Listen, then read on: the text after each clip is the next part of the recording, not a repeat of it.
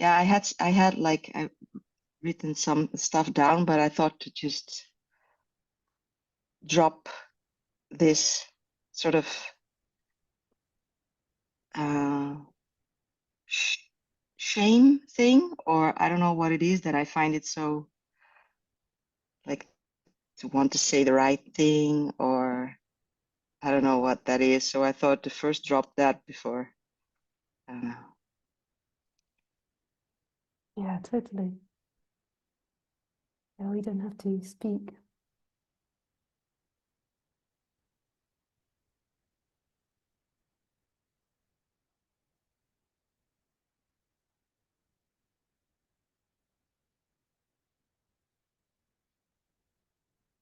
It's funny because the question you just asked, like who's looking, and now it's extra strange because you have a screen and you're looking down. So I think my image is down and I'm looking up. So it's like completely crossed. And then I hear my voice sort of loud or not, because I have my headphone on. So everything is very artificial. Yeah. So sort of the question who's looking gets more robotic also or something. Yeah. Yeah, sensory perception is so interesting. Yeah, it's a sensory perception that we believe ourselves to be. In a way, you could say like all there is sensory perception in some way, because the hearing and the heard are the same, the seeing and the seen are the same, the smelt and the smelling are the same. But then at the same time, there is no sensory perception. Like, so in the very experience of it, there's nothing that's having sensory perception that's an idea. There is just energy happening, the energy of this.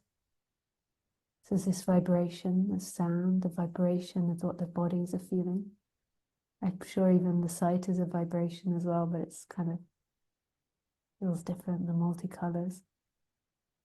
But there's no body that it's happening to, there's no senses it's happening to, that's just our language, way of saying things.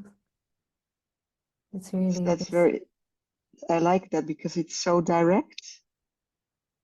It's so direct that the moment I taste or I smell, that you say I smell, but it's the machinery that smells, or not even. It's just a functioning.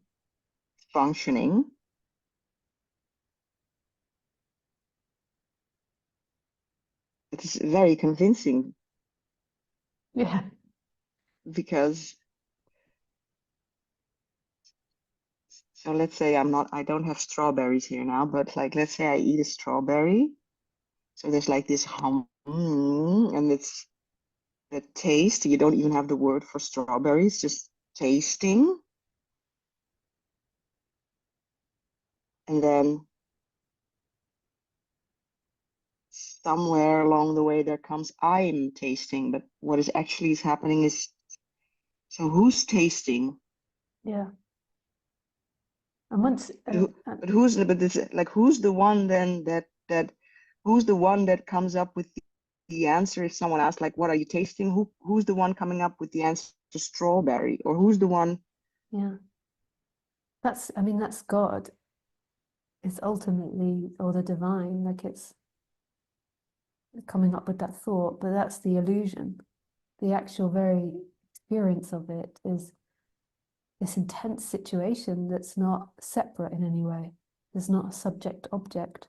There is only this intense situation. If you've got your eyes closed and you're munching away, there isn't a strawberry that's being eaten. There is an intense situation that's happening.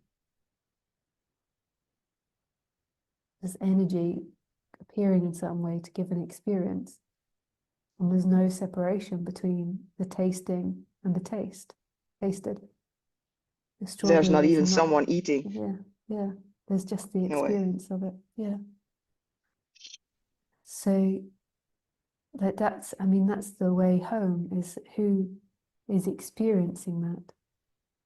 And that's who you are, is who's experiencing it. And that's that which is experiencing it is the whole experience. That what's experiencing it is the whole experience. Yeah, it's creating everything. The empty looking and the beingness is the source of all. But it's only here, it's only in the vertical, it's not found in the horizontal thinking mind. It's only here. Yeah, the only here and the now I resonate, and then the beingness and what then it's I'm lost, it goes to my head, but I think I sort of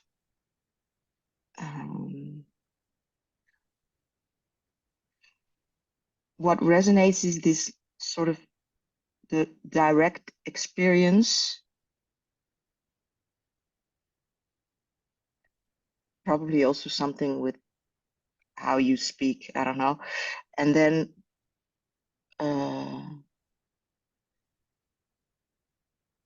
when I open my eyes, well, who's opening my eyes now? Yeah, who? The mind says you, but that's a lie. There is opening the eyes happening with a story that you're opening your eyes and that you're thinking. Who you are is that beyond the thinker that doesn't move, is stillness. And then the creator of all things. And it's spontaneously creating. It's not creating with a plan, even though it's seemingly creating in order and cause and effect.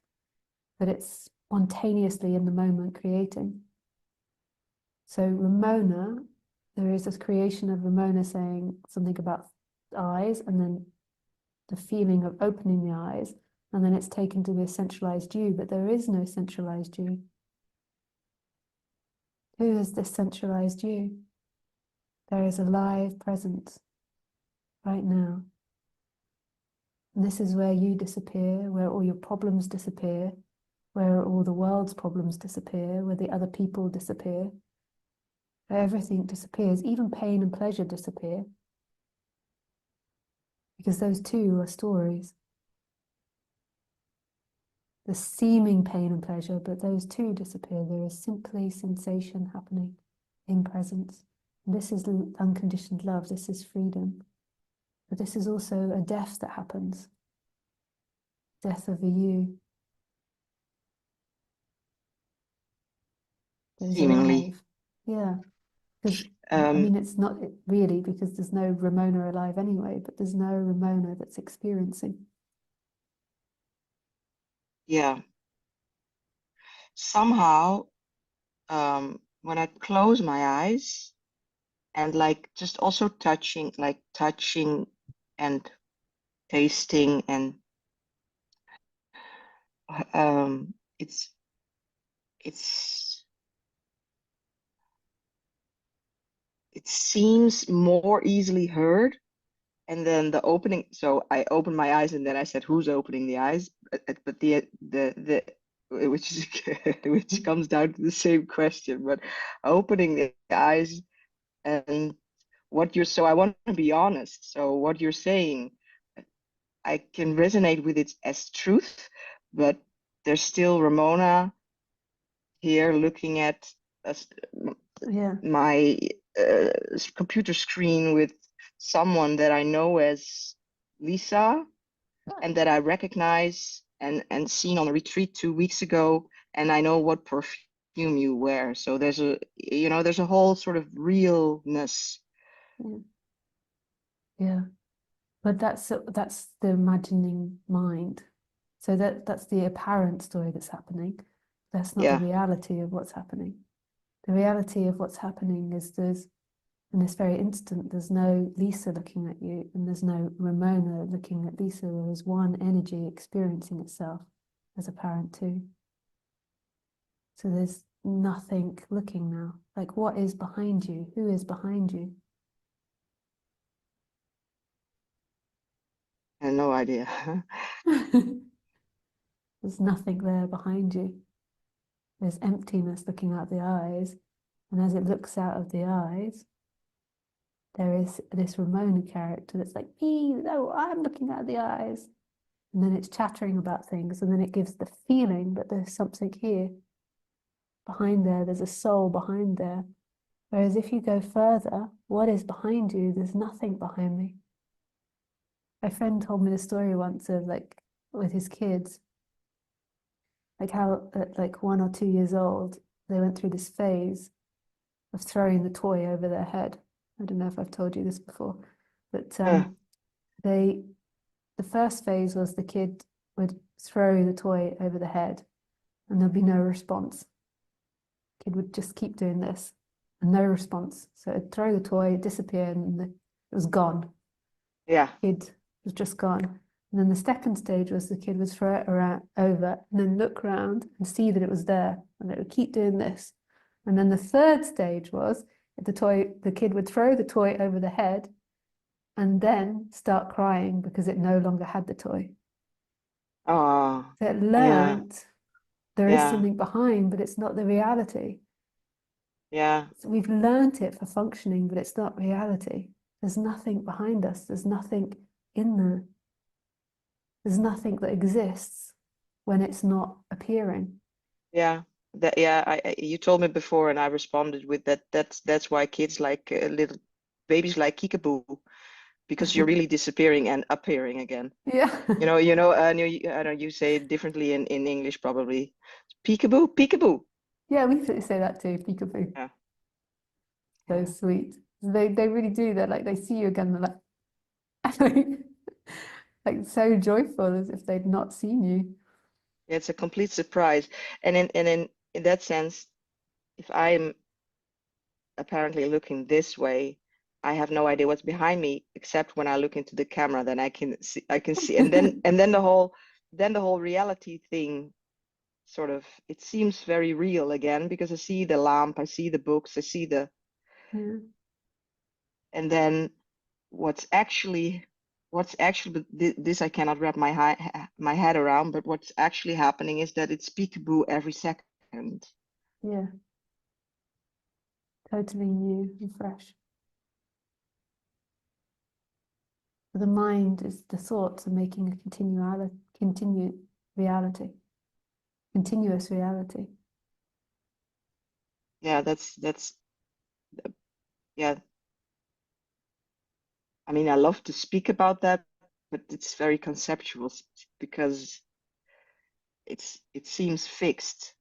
The computer seems fixed, you inside seems fixed. The fact that your mouth is synchronized with what's happening on my ears, it seems Fixed. But the seem fixed is the conceptual part, not what I said. What I said is the actual. It's not conceptual. It's like there is nothing experiencing now. The conceptual is the idea that right, there's a you listening. That right, is right, right. conceptual. Yeah, right, right. Yeah, I don't have to figure out how it all comes together. It's actually just one question. There's no one receiving, Yeah. or who's receiving, or who's perceiving. Yeah. This is such a love affair because it's so intimate. Like, so here we are, and am I your face or my face? Are you your face or my face in this very moment? In this very moment, if thoughts are suspended, is this your hand or my hand? There's that story of Ananda Mahima, which I'm sure you've heard me say, where she's down by the river and one of the devotees are washing her face, and a sadhu turns to her Yeah, and is like, "Are you so lazy that you can't even wash your face?" And then Ananda Mahima replies, "My hand, his hand, your hand, whose hand is washing the face? They're all my hands." And then the sadhu was like, "Oh, wow, she's enlightened," or yeah. was really impressed by that. Whose hand is washing the face?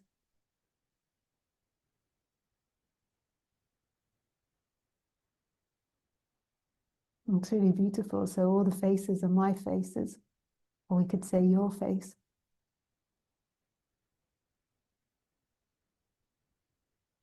That's such love, like this movement of the hand is your movement of your hand.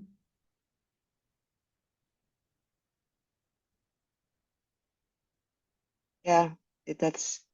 I almost want to mirror you. I have a drippy nose as well today, so I'm in that far I'm mirroring, but that's um, it goes to my head with questions like, but if you touch your partner or you just shake someone's hand or you give me a hug, then are you hugging yourself? Yeah, totally. Totally. I mean, that's when you really see the partner with unconditioned love. You're not seeing them with their habits and their conditions or their way of being. You're seeing them as who they truly are. And this is the only way that you can continuously love somebody, even though there isn't continuous. Because when you love someone with habits and conditions, their habits and conditions are going to inevitably annoy you, just like your own habits and conditions annoy you. When you're living with someone else's, you're like, oh wow, they're going to do this and they're going to do that and they're going to say this and this, you kind of predict it Mm, and mm. get annoyed by it. So it's only when you see them in that moment and when you hug them and you're hugging them as yourself, it's like everything is forgiven, everything is unconditioned love, everything is not even blamed. It's like they're just not that. They've only ever been that freedom that's looking at you.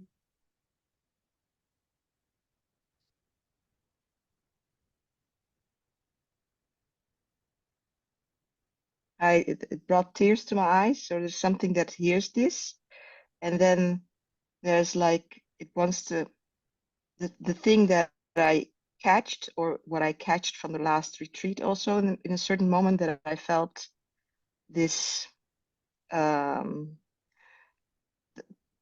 God in me recognizes God in you in the human form. Mm. But it's still what I'm saying now is still sort of very it still has a heady. It's also an experience, but it also has a heady, something headies, and like a concept sort of, but not only, I don't know how to, it's something in between. But when you say I hug myself, then I cry because I think something recognizes, or I not like Yeah. weeping, but um and then there's a part that wants to go to the practical, like, yeah, but it's but, uh you're the, yeah, why would you marry someone, or why would you or like Yeah. you're not really hugging your yeah, something like this. I want to make it sort of, if you say this is my face and this is your face, I can even hear my voice having some sort of resistance, like, what are you talking like? Yeah, it is kind of a craziness. And it's only in the very moment. It's not in thought. In thought, this doesn't make sense. In thought, it's this and that. Subject, object, time. Yes, I think So it that's what happened. Yeah, yeah. only makes sense right here, right now, in this moment. And then you're hugging yourself.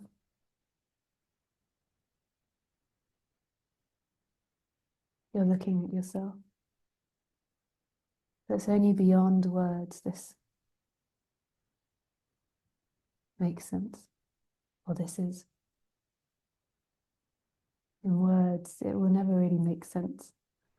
And when it feels like they make sense, it's often because you're falling a bit beyond the words.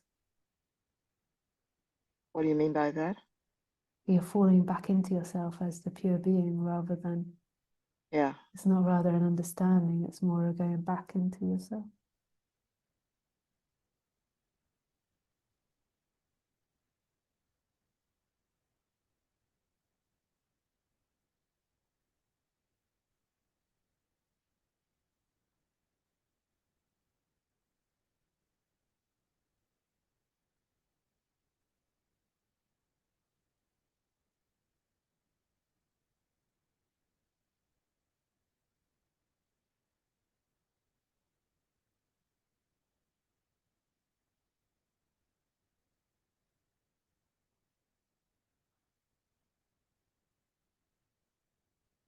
Feel like you catched me.